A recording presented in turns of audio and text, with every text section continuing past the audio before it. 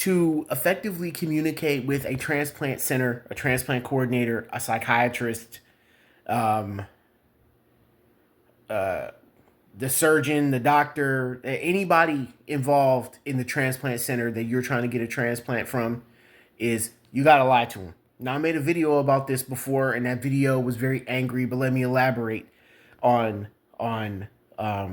what I spoke about there.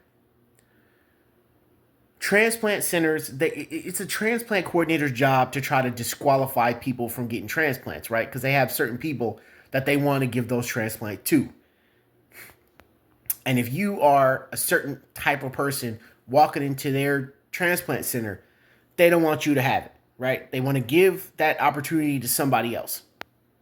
So they're going to try to find any small little thing. They're going to scrutinize everything you say, from your hairstyle to the clothes you wear, to the clothes you're wearing, to the shoes that you got on. Every word you say is going to be scrutinized. You cannot give them any reason to disqualify you because that's what they're looking for. So you got to lie to them. Let me tell you from personal experience, transplant centers are not safe places to express how you feel about dialysis or about waiting for transplant.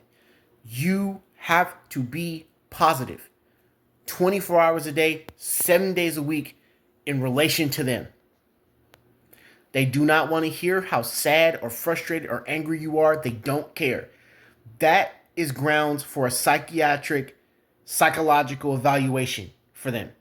If you're just not happy all the time, it's the only emotion they want you to feel. So you're thinking, Carl, what should I say? Well, when they ask you how you're doing, just say things like, well, just staying positive. You know, everything happens for a reason. Every day is hills and valleys. Every day has its own challenges, but I'm making the best of it. You could say, I'm just making the best of it. But staying positive, that's the thing that they want to hear above all else. You could also use, every cloud has a silver lining. This is part of God's plan. I feel blessed. This is one of the best ones. Every day above ground is a good day. They love stuff. They love to hear stuff like that. They don't want an actual real human experience. Because what they do, how they create resiliency for themselves to do this job, is that they divorce themselves from all human emotion and connection. That's how they're able to do this job like some automaton. They're just trying to get paid. And a part of facilitating getting that paycheck is they can't care about you. So they got to treat you like a number. Like I've said, I've made the mistake of thinking that it was a safe place and that I could speak openly and honestly with my transplant coordinator and the psychiatrist for the psych eval and anybody else, the dietitian, anybody else, the social worker, everybody. I was under the impression that it was a safe space. And I went out on a limb thinking I could trust them, and I couldn't. This was UC Davis. And I couldn't. And they took every word of what I've ever said to them. They took my sadness, my frustration, they took it all and they threw it back in my face. And as a result of that, they put me inactive on a transplant list. So what does that mean? When you are deemed inactive on a transplant list, that means that you are not eligible for a transplant offer. So once you hit like this certain nebulous amount of time that they need you to hit, then you're eligible for transplant offers. So let's say, for example, a transplant says, well, you need to wait Carl, you need to wait 4 years for you. 4 years needs to pass in order for you to be eligible for a transplant offer. Up until that time, we're not even going to touch you. And that's what UC Davis said to me.